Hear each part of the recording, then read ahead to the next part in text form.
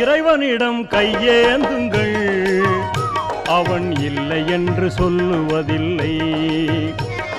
பொறுமையுடன் கேட்டு பாருங்கள், அவன் பொக்கிஷத்தை மூடுவதில்லை. இறைவனிடம் கையேந்துங்கள், அவன் இல்லை என்று சொல்லுவதில்லை.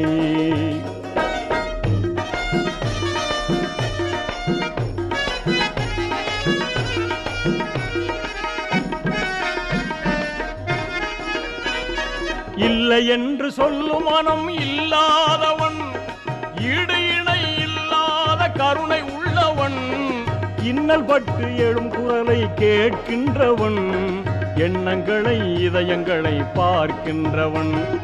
இறைவனிடம் கையேந்துங்கள், அவன் இல்லை என்று சொல்லுவதில்லை.